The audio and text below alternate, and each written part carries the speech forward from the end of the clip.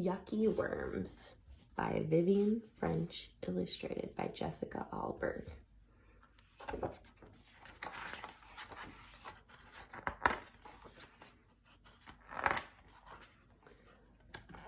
One day when I was in Grandma's garden, Grandma dug up a slimy, slithery, wiggly worm. Yuck, I said. Throw it away.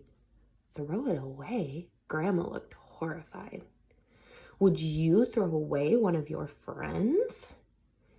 You can't be friends with a worm, I said. You can't even tell which end is which. Yes, you can. Watch. Grandma put the worm down. It gave kind of a squirmy wiggle and disappeared really fast, pointy end first. As the rounded end vanished, Grandma said, "There goes its tail." I bent down to look and I could see it had left a little tunnel. Where did it go? I asked. Home, Grandma said. It's an earthworm. It lives underground.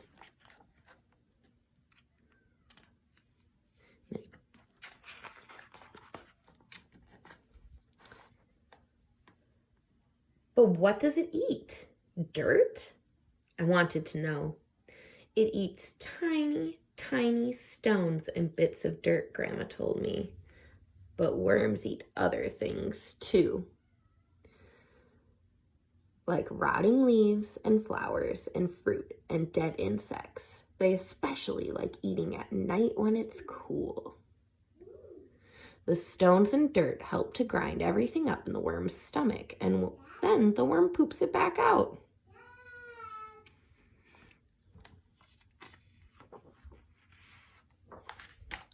Grandma pointed at the flower bed. Look, can you see? I bent down and I saw what looked like a weird, long, curly worm made of dirt. That's worm poop, Grandma said. It's called cast. You know when you recycle things? Well, worms do it too. There's still a lot of goodness left in the things a worm eats, and when the goodness comes out again as poop, it helps plants grow big and strong. And as the worms move around under and on top of the soil, the poop gets spread around the garden. That's why worms are my friends. Grandma gave me a thumbs up. And it's not just their poop that's good for plants. The tunnels they dig loosen the soil so roots can stretch out and air and rainwater can get in.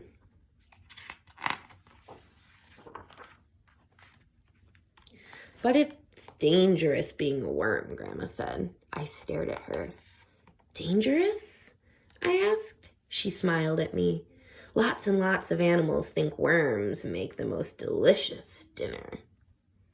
Birds love them, and so do moles, badgers, frogs, hedgehogs, and foxes. Even some slugs eat worms, and human beings accidentally slice through them with spades and spike them with forks. It's a tough life. Cutting them in half doesn't hurt them, Grandma, I said. They just turn into two worms and keep on growing. Grandma shook her head. Poor worms. Lots of people think that, but it's not true. She put her fork down. Time for a snack.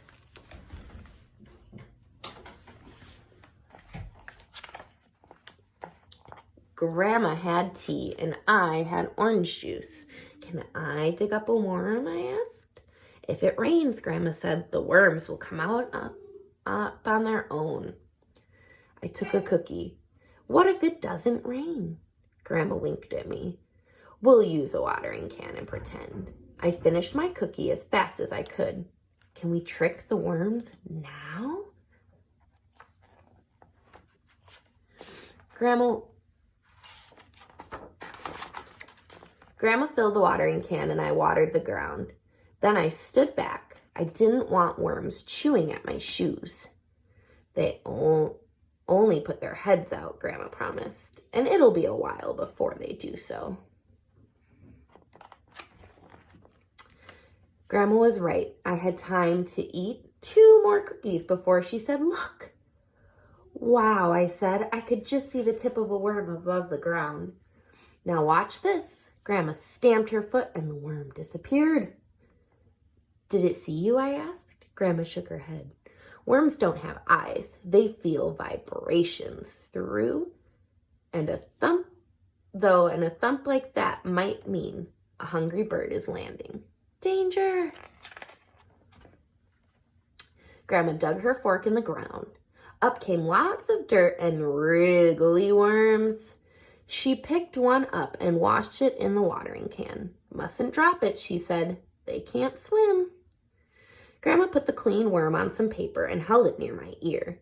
I could hear a tiny rustling noise. What's that? They're covered in little bristles, Grandma said. The bristles and their muscles help them move.